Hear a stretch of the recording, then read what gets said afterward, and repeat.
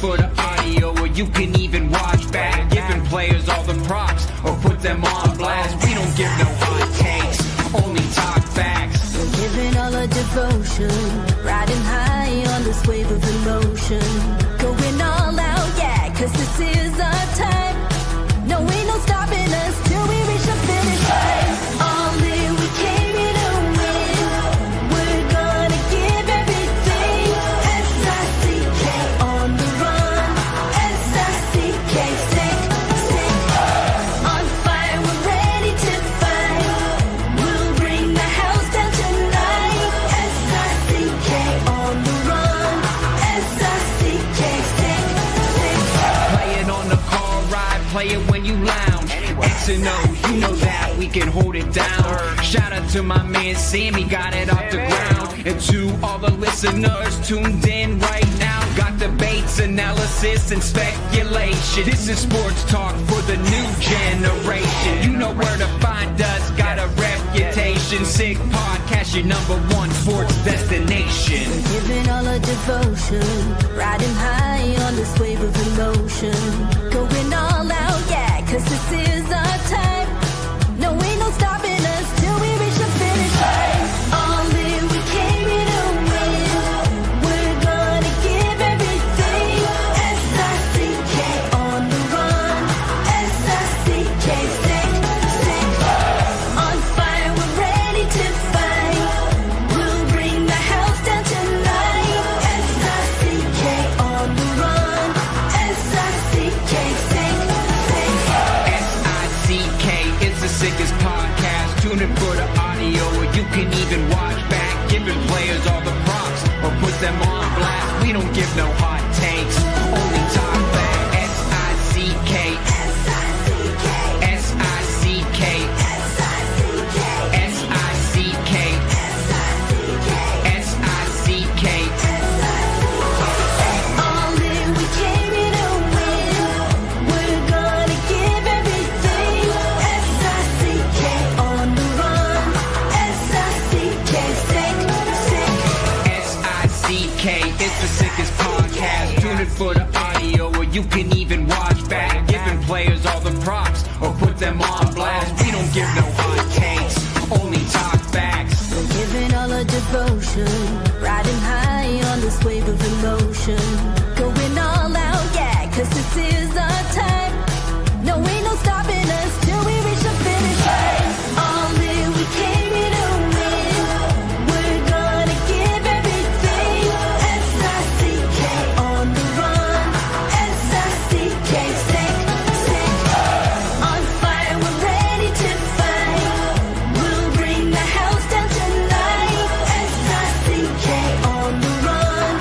S-I-C-K, sick. Play it on the car ride, play it when you lounge. X and O, you know that we can hold it down. Shout out to my man Sammy, got it off the ground. And to all the listeners tuned in right now, got debates, analysis, and speculation. This is sports talk for the new generation. You know where to find us, got a reputation. Sick podcast, your #1 sports destination. Giving all our devotion, riding high on this wave of emotion. Going all out, yeah, cause this is our time. No, ain't no stopping us till we reach the finish line. All in, we came here to win. We're gonna give everything. S-I-C-K on the run. S-I-C-K, sick. On fire, we're ready to fight. We'll bring the house down tonight. S-I-C-K on the run. S-I-C-K, sick. S-I-C-K is the sickest podcast. Tune in for the audio, or you can even watch back. Giving players all the props, or put them on blast. We don't give no hot takes, only talk back. S-I-C-K, S-I-C-K, S-I-C-K, S-I-C-K, S-I-C-K. Turn up your volume. Because you're about to listen to The Sick Podcast. With Tony Marinaro. 55 seconds left in the penalty, a minute and 27 seconds left in regulation time. Boston 4, Montreal 3. Lafleur coming out rather gingerly on the right side. He gives it into Lemaire, back to Lafleur. The sickest Montreal Canadiens podcast. You're in the ball! Sports entertainment like no other. Rejoint, on lui fait perdre la rondelle, une passe devant. Et c'est le dégagement et ce sera la victoire des Canadiens. Coupe Stanley pour les Canadiens. Leur 23e de l'histoire. You found the dogs! John, you found the dogs! He found the dogs! And all together, they worked a young team to the top. And now, a 24th Stanley Cup banner will hang from the rafters of the famous Forum in Montreal. The Canadiens win the Stanley Cup! Brought to you by Energy Transportation Group. Driven to be different. Tibi. Embrace your true nature. And Playground, your premier gaming destination. It's gonna be sick. And the Sick Podcast is also brought to you in part by Betway. I'm Marinaro. It is Wednesday, July 16. Earlier this morning at 11 a.m. on the nose, the Montreal Canadiens sent out this tweet that the Montreal Canadiens have put pen to paper and agreed to a one-year, one-way contract with forward Joe Veleno. The hometown boy is coming home. He's signed with the Montreal Canadiens. I'm very happy to have an opportunity to talk to Joe. Joe, welcome to the Sick Podcast. Yeah, thank you. Thanks for having me. Congratulations, Joe. Thank you. RDP boy, coming home. Get to play in front of family and friends. Can you begin to put into words what this means to you and what this opportunity represents for you? It's honestly, it's hard to put into words because, it's such an honor and a privilege to play for the Montreal Canadiens and to put on that sweater, original six. A lot of history goes behind it. Obviously some great players and some great runs and Stanley Cup. That's what you think of when you hear Montreal. And, it's like I said, it's an honor to play here. It's a privilege. And I'm still, soaking it all in that, I'm at this point and I have this opportunity in front of me. I'm super excited and it'll be nice to obviously be here with friends and family and people who have been there all my life and watched me grow and play in the city, minor hockey, all that. So there's some familiarity there, and I'm really, really excited. Awesome stuff, Joe. Middle of July once again, and this gets done.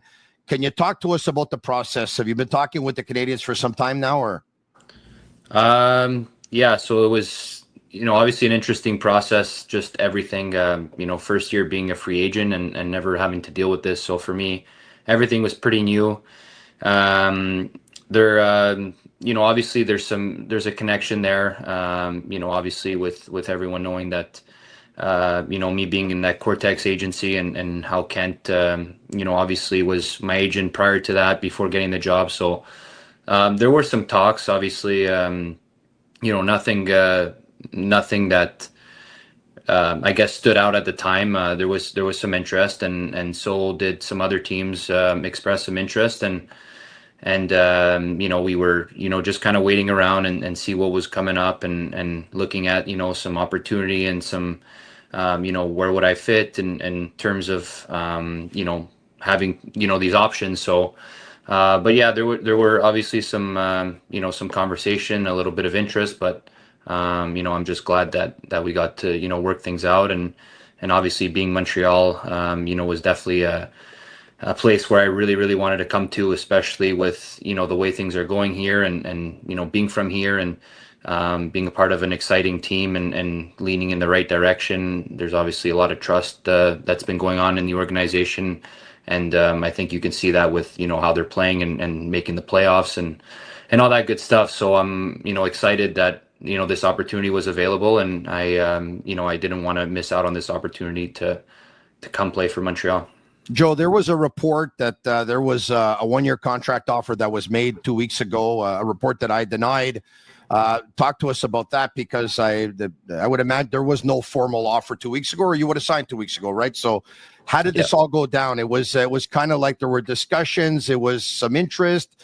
But you know what? Let's wait and see. Maybe talk to a few more people. Let's watch a little bit more tape. Let's see where you fit in. And then finally, it all culminated with reconnecting again and signing this deal. Is that the way it went down, Joe? Or? Yeah. Those were obviously just, rumors and nothing official, with the offer. There were, like I said, just talks going on.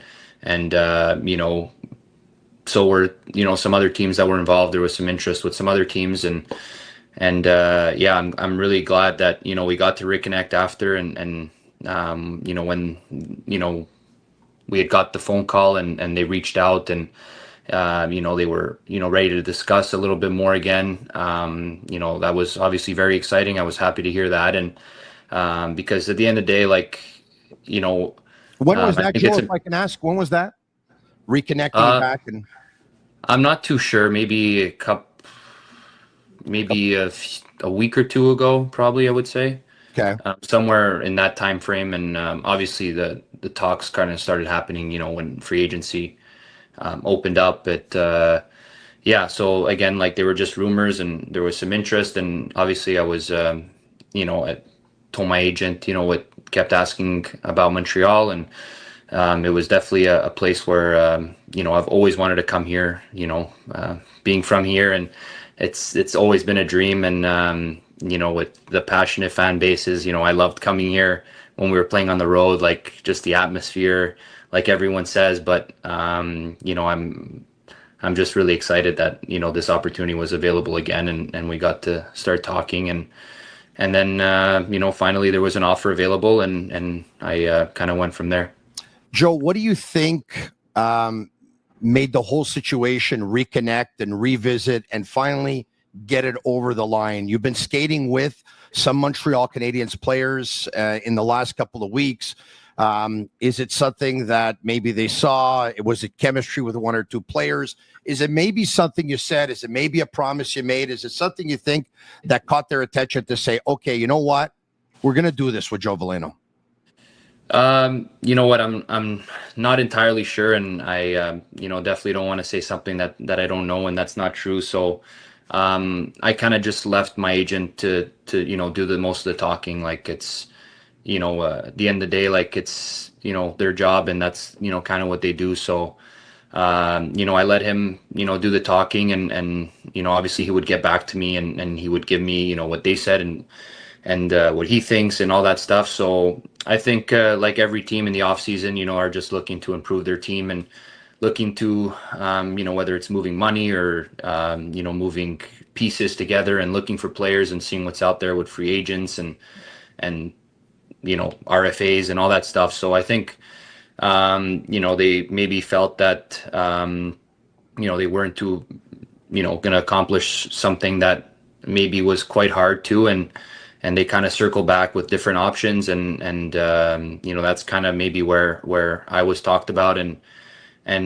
brought into conversation. So I'm not, too sure what goes on in their offices and behind closed doors. So at the end of the day, I just look at it as, an opportunity for me to play and, for me to, prove myself again. And especially with obviously my year last year, I felt like I had a lot more to give and took a little bit of a step backwards. But, I've reflected and obviously started, working out a lot earlier than I usually would. And, I'm obviously just excited that this opportunity was presented to me. And I've always told myself, one day I'd always want to play for the Montreal Canadiens and play in front of my family and my friends and in my hometown. So I have no doubt that I'll come out strong this year and kind of play with a chip on my shoulder and prove again that I can, get back to my game and even get better at it. Amazing, Joe. Talk to me about that reflection. You talked about the challenges that this past season had for you, right? On March 6th, you were still a member of the Detroit Red Wings. On March 7th, you were traded to Chicago. Then on the 21st of June, you were traded to Seattle. And then 8 days later, you were bought out. That's several NHL organizations in the span of about 3.5 months. What do you think went wrong? What happened? I think at the end of the day, teams, are looking for players that they think are going to help them win. And I know it's a business at the end of the day, and trades happen and all that. But I'm not gonna sit here and lie to myself, but I wasn't playing to my capability, and wasn't playing to, maybe these teams, had different expectations, and as they should. I have expectations for myself, and I obviously want to play to a high level, and want the best for myself too. But look, I thought things weren't working out, obviously in Detroit, unfortunately, and I got traded to Chicago. Maybe first couple games I was, trying to find my game, and maybe like 5-6 games in, I had some confidence built up, and I thought I was, playing really well. And, I was a little bit, to be honest, surprised that had happened, that I was traded again. And I thought I, ended on a strong note and finished on a strong note. So, I was a little surprised, but, again, it's a business, and some, things happen. And with Seattle, I had no idea that, was going to happen either. So, but at the end of the day, look, I just wasn't living up to, how I was playing and the expectations. And, I accept that, and I reflected on it. And I know that I got to give more, and I got to work harder. I got to, be more focused, and all that stuff. And, so I'm ready to, commit to that. And obviously I've put in some work so far this off season. I've been obviously skating in Brossard, with their skills coach, and a couple of guys been out there, started skating pretty early in the summer, and feeling pretty good on the ice, and working at things in the gym that I should be getting better at, and just trying to get better at everything, at the end of the day. So yeah.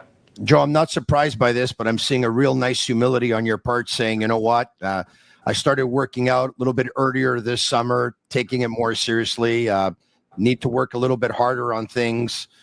And you said that, and it really caught my attention, because one of the things I keep on thinking about, and of course, as a 15-year-old, you got exceptional status, and you joined the Quebec Major Junior Hockey League as a 15-year-old. You were given a God-given talent for sure. There's no doubt about it. When you reflect now, as part of this reflection, do you think that the fact that maybe when you were 15, you were so good and you were given that exceptional status, that maybe you didn't have to work as hard at your trade, because so many things came natural for you and you didn't have to, and that maybe as time went on caught up with you? Is that at all a possibility?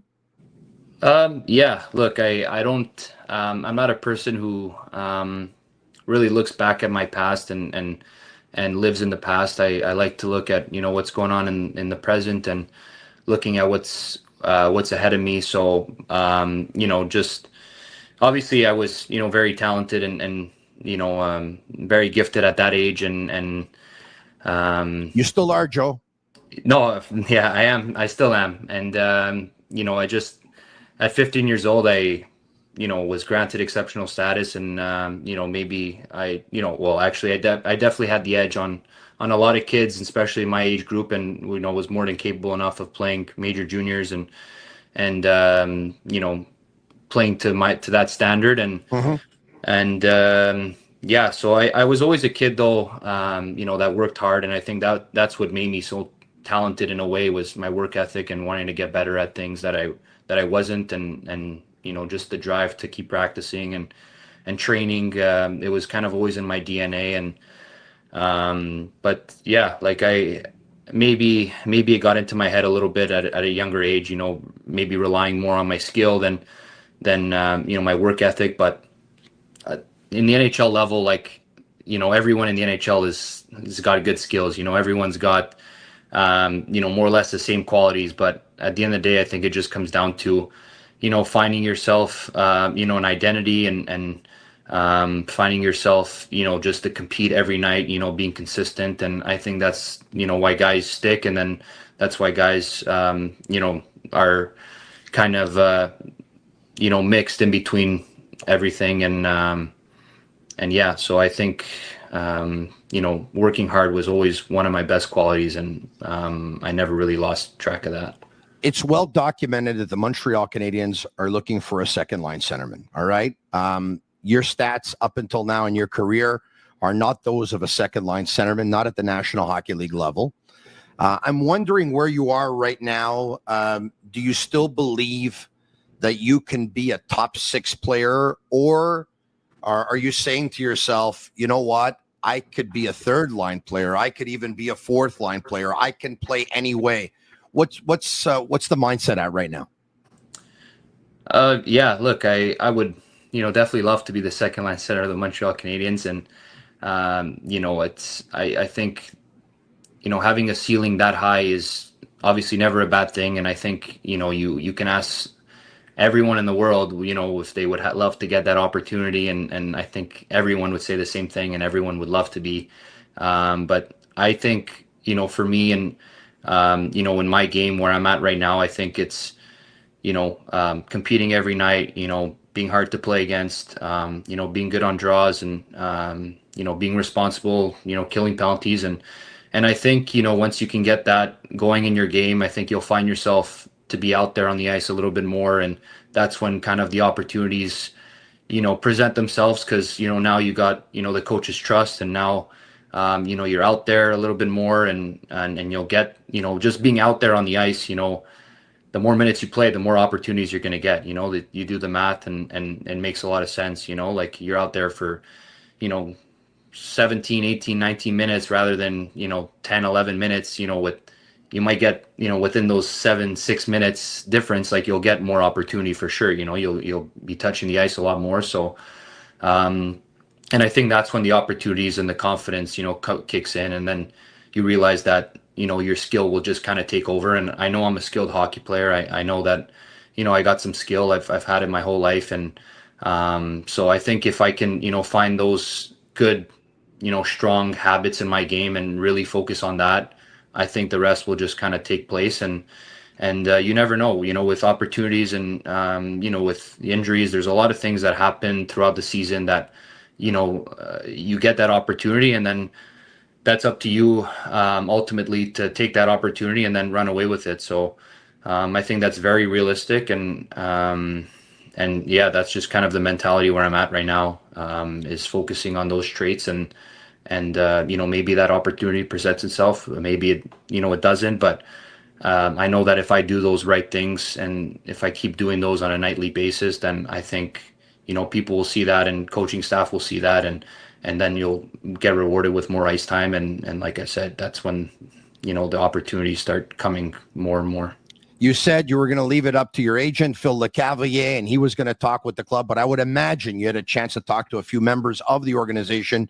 Did you have a chance to talk to Jeff Gordon? Did you have a chance to talk to Marty St. Louis? I would imagine you did talk to Kent Hughes. Talk to us about that and what the expectations are. I know you said you're willing to do anything. You want to be a responsible player. You'll do all the little things to try and gain the ice time and the trust, and that with that will come opportunities. Was that kind of their message to you? Who did you talk to, Joe?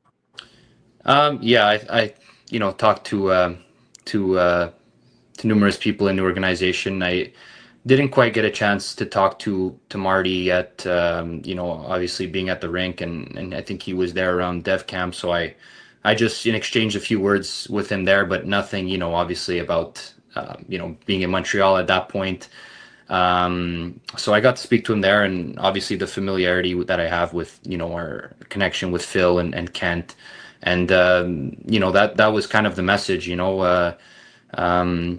they needed to fill some holes. They obviously lost, some depth, with Dvorak and Armia and Heineman, being gone. So there was, some holes to fill and some depth options there. And that's the way I looked at it, seeing what those guys were capable of doing, last year, and especially towards the end of the year, like how they were important pieces for the team, and how those guys, provided some secondary scoring when they needed it the most, at the end of the season. And Dvorak with his, obviously he was good on the draw, was a good PK player, and very responsible, very sound player that, contributed, especially, towards the end of the season. You can tell that his game was obviously getting to another level. And yeah, same with Armia. He was good all year long and on the penalty kill. So obviously they needed guys that could kind of replace those guys. And I feel that, I want to be, that guy to do the job and to replace those guys. And, I have confidence in myself that I'm able to do it. And yeah, so that's kind of where they were at and what, they were looking for. And, they feel confident in me. And, we just kind of went from there. Joe, it's been so informative. I'm sure everyone's loving it, and I won't keep you much longer. But if you could tell me, I take a look at Nick Suzuki, who had the best season of his career from a point production. I take a look at Cole Caulfield, who had the best goal season of his career. Lane Hudson, who comes in as a rookie, ties the league record for most assists by a rookie defenseman all time. Slavkovsky had a career year. Mike Matheson picked up 62 points the year before. What of some of the guys? Have you had an opportunity to talk to some of the guys about playing under Marty St. Louis and the fact that it looks like everyone can flourish in an offensive system? Yeah. So, and that's an exciting thing for sure. Obviously, you look at, what he's done with the team and how guys, really respect him and like him, and, what he's done, to some players and how he's kind of transformed their game and guys are finding their game back and feeling confident. So that's definitely a big positive. I haven't had a chance, a whole lot to speak to them yet.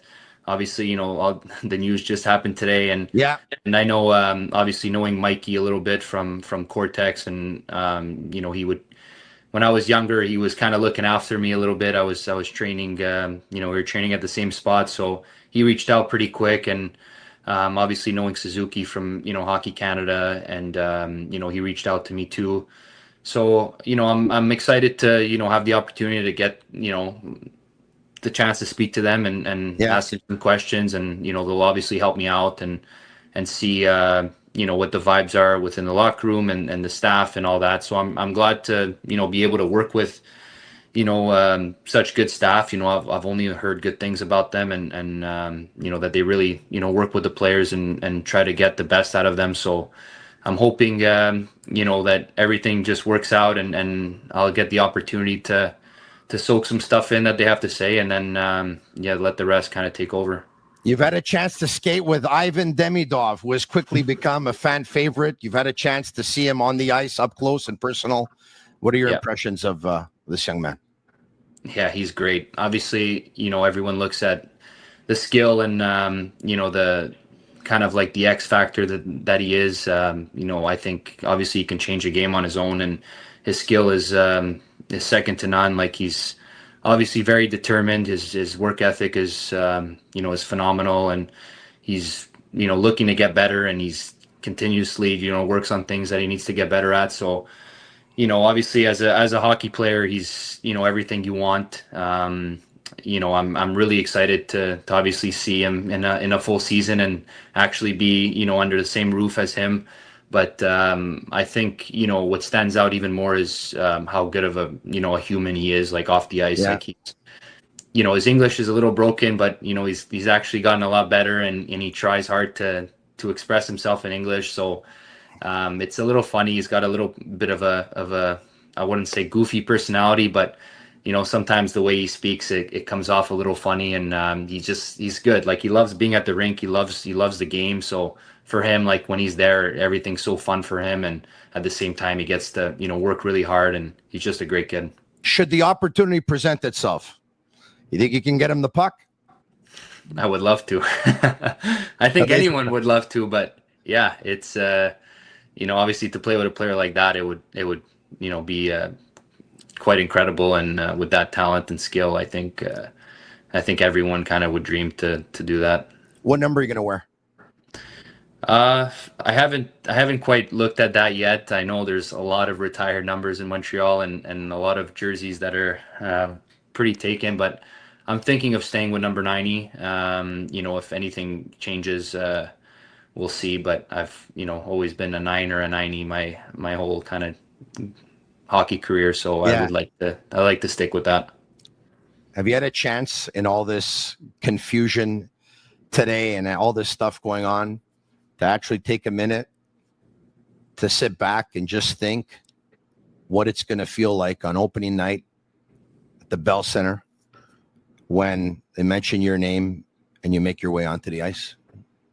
Not yet, but maybe in my dreams a little bit. I've always, you know what? I've always had goosebumps playing here, and as a kid, like you come to the games and you get to experience that. But once you're on the ice and you're actually one of the players, it's like a whole nother level. And just hearing the Fix You song come on, like that honestly, personally gives me goosebumps. It always has, and I feel like it just wires me differently. When I'm about to get on the ice, and the introduction and all that, the French, the English, like the introduction, like it's just everything out of a movie almost. And every time I play that song, whether it's like in the car or I hear it somewhere out, like it just always brings me back to like that introduction of Montreal. And I've had dreams about it. I've had like, I've kind of manifested it in a way, and now it's actually, could become a real reality. And I can't wait for that opening night and that moment to start the season and be a part of all of this.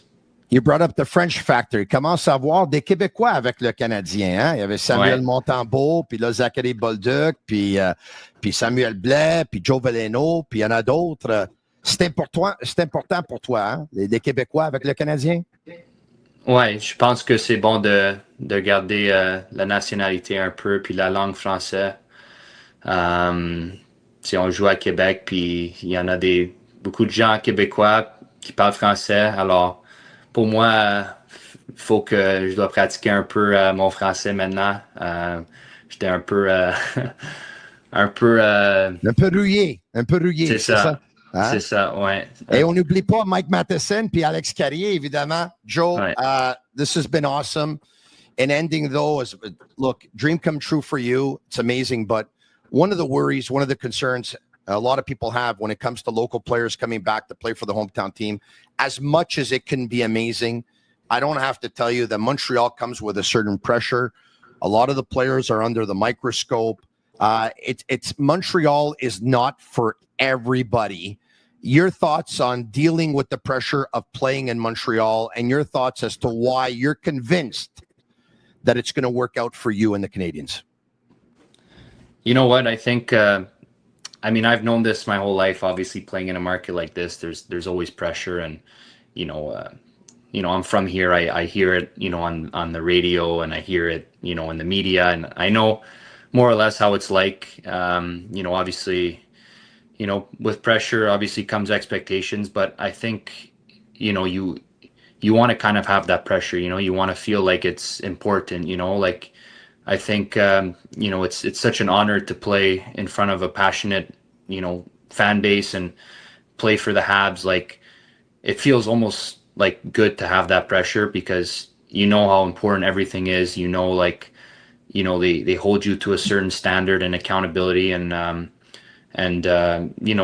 think, obviously the fans deserve the best, I think when the players get out there, they want to give it their best. And, that's what I'm going to do every night. I'm going to show up and work my butt off on the ice and give my heart out because, at the end of the day, that's what you can control. And sometimes, the outcomes, it might not always be in your control, but, I know that if you just put your head down and work and give it your heart out every night, I think, the fans will notice that because, they notice their hockey here. They're smart. They know what's going on. Like guys blocking shots and, fans are cheering, like all these little things. Like it's not just about the goals and the highlight reels, but like you throw a big hit, like fans are cheering, like blocking shots and, guys like laying their body on the line. Like it's exciting, and that's what I'm willing to do. And I think the pressure, it's a good thing.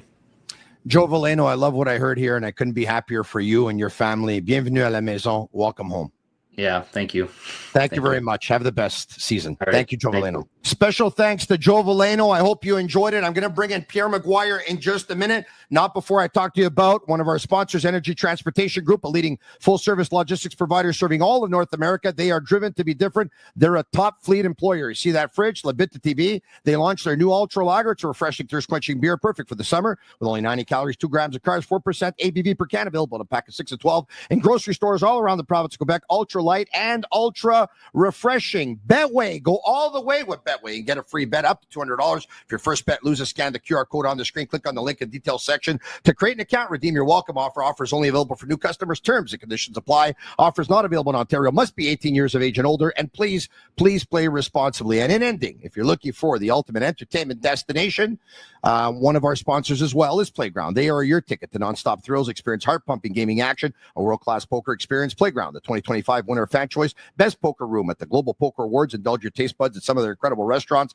Let loose with live music, electrifying DJs. Enjoy unmatched customer service. Just finished from downtown Montreal, right across the Mercier Bridge. Why settle for ordinary when you can have extraordinary at Playground? Now let's bring in Pierre McGuire of the Sick Podcast, The Eye Test.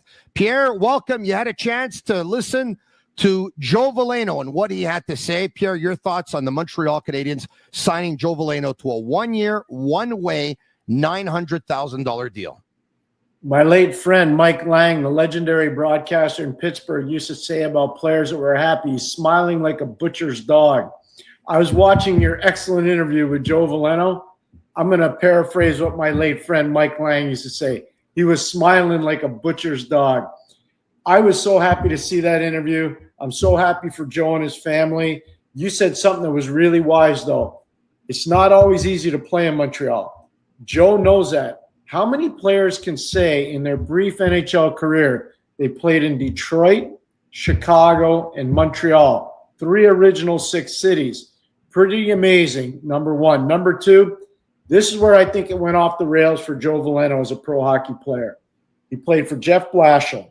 He played for Derek Lalonde. He played for Todd McClellan. He played for Anders Sorensen. He played for 4 different coaches in the National Hockey League. And I know all those coaches.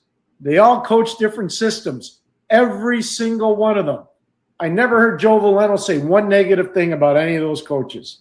Not one. He put it all on himself.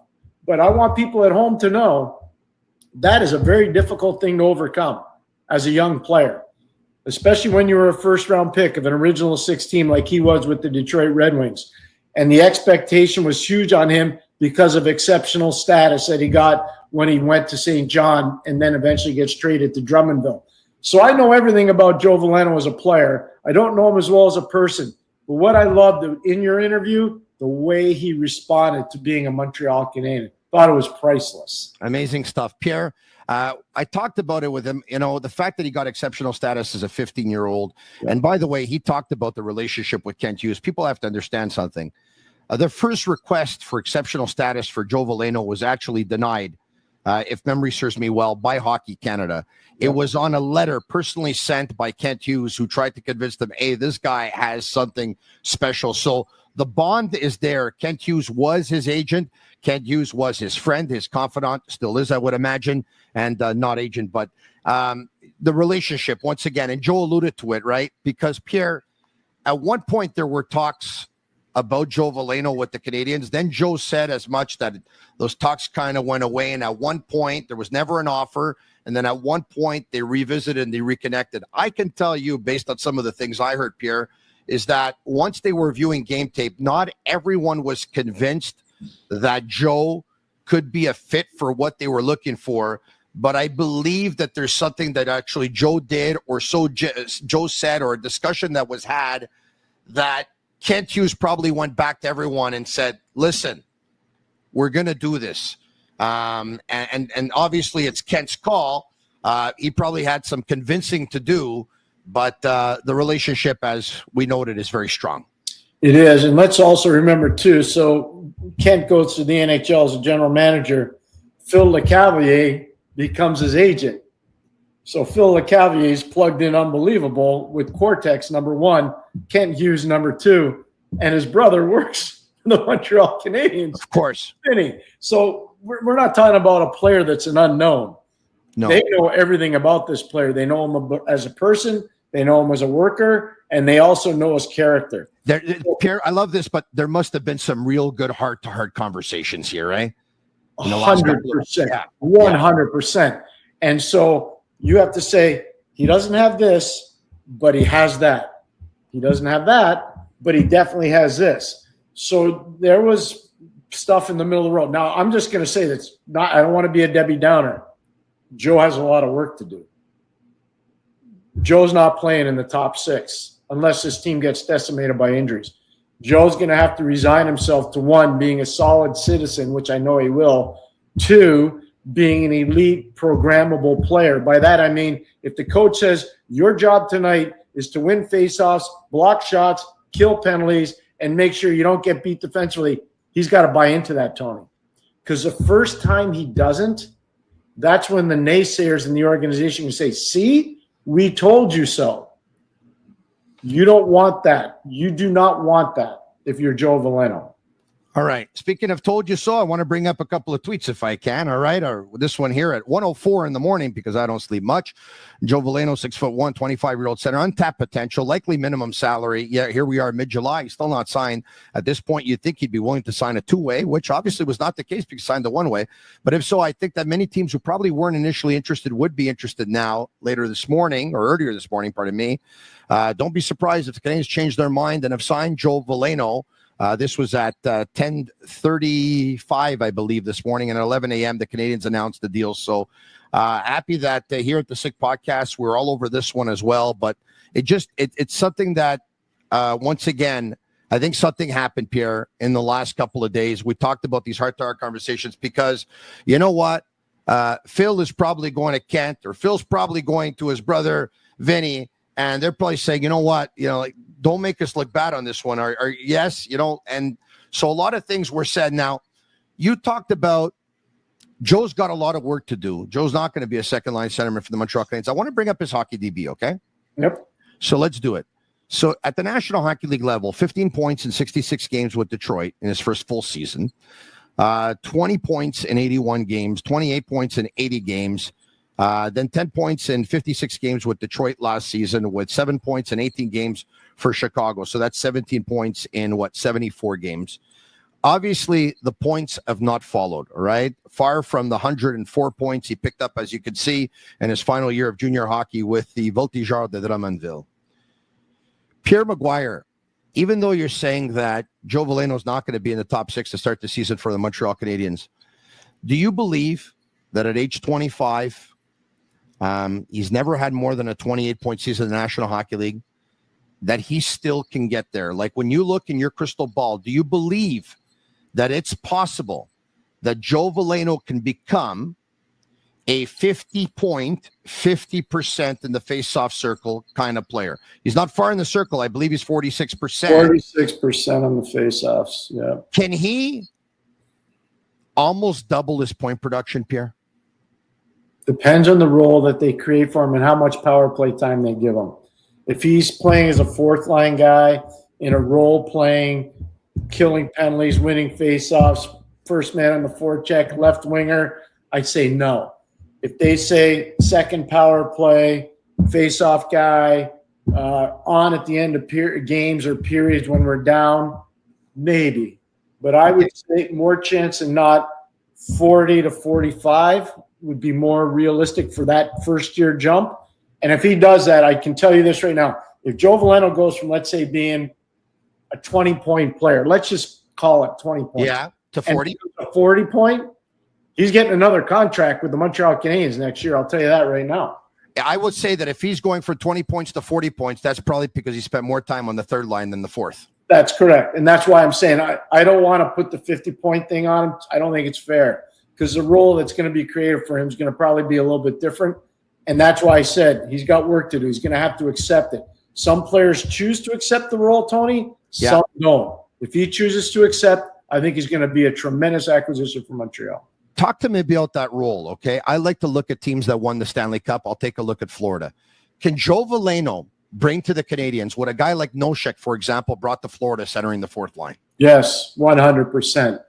Absolutely 100%. So why was no team on him? Or, like, let's face it, there were discussions with other teams, but if other teams were really interested, he would have had an offer already and he would have been signed. So no, you see, you're forgetting one thing that's happened in hockey that you have a lot of your guests on that believe in it.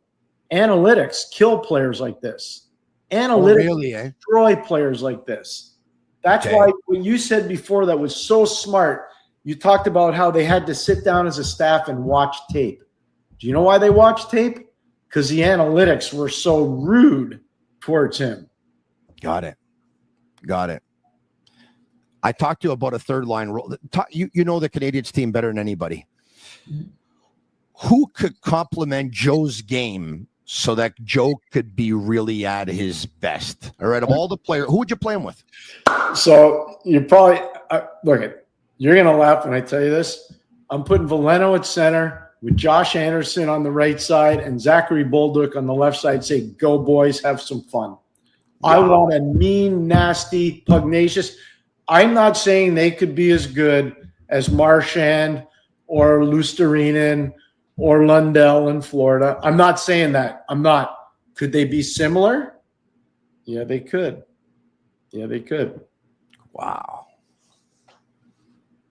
So you don't have so who do you have? You got Patrick Laine on the second line? Yeah, I think Laine's not a fourth. If you're playing Laine in the fourth line, you're not getting anything out of him because that's going to be bad body language. It's not going to be good. You're probably getting nothing out of him if you put him on the third line anyway. You might as well just live and die with his mistakes. Give him an opportunity on the second line. Show me what you got. If it's good enough, it's good enough. If it's not, it'll be our last year together. Correct. That's it. So what I'm trying to do is trying to find a way. So like Evans is good.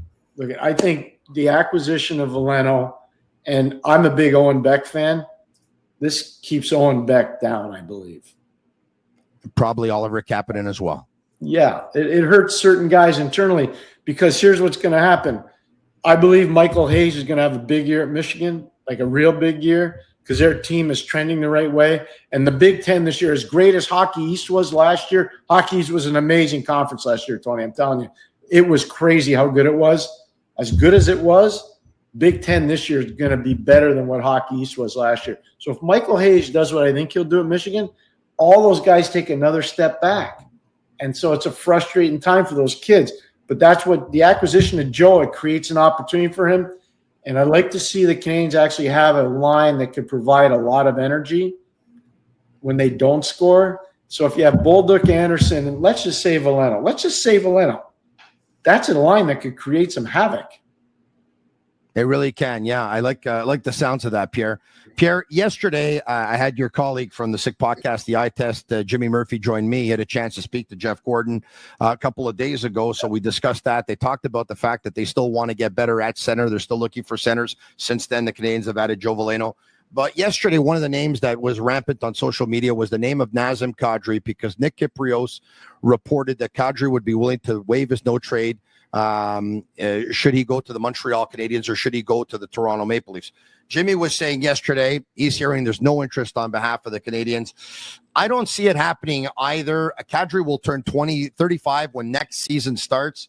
I don't think unless, a player's name is Sidney Crosby, I don't see a 35 plus, 38, 39 attracting the Canadiens. Crosby, yes. Probably others, no. Your thoughts on Kadri and the rumors that came out? Well, the rumors are probably a little bit true. As far as Montreal, I don't know. I think more likely Toronto, where he once spent some time, obviously. I've known Naz a long time. I like Naz a lot as a player and as a person. I know he got stapled, I think improperly too, by the way, in Toronto for some bad penalties in playoff series. I was there doing those playoff series. I did all of them. And unfortunately, he was trying to create an identity for the Leafs, and he took it too far. He went over the line. It happens. There are a lot of players that have had that happen to them over the course of time. And he got branded with that, and he gets moved out of town, and he goes to Colorado and wins a cup. I mean, think about that for 1 second. He's a good player. I'm with you, Tony. The money's very rich. The age on the birth certificate's not friendly for him. And I think the Canadiens are probably looking another direction.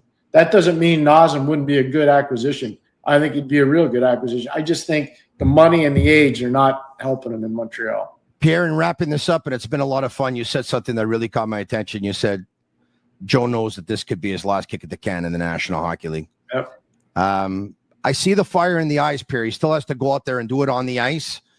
But I think I just had the chance to talk to a very determined young man. At least we wish him all the best. I loved your interview with him. I loved it, and I can't wait to talk to Joe. The last time I saw Joe in person, I was at the Cortex facility giving a speech to all their prospects, and Joe was on their mini ice surface skating by himself and working, and I was really impressed by that. I was like, wow, Joe, you're putting in the labor, and he was. It was really cool.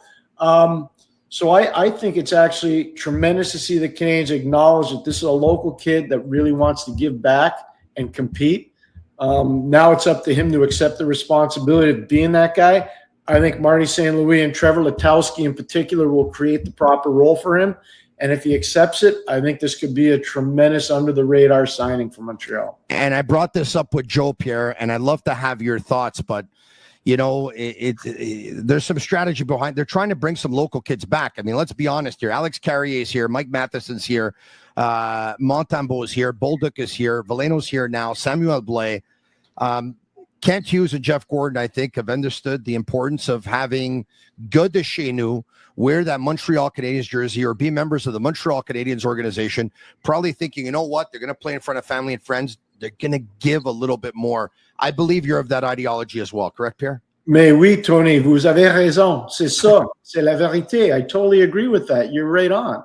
There's something to be – look at Boston tried it for years, bringing back Boston kids, and it worked for them in a lot of instances.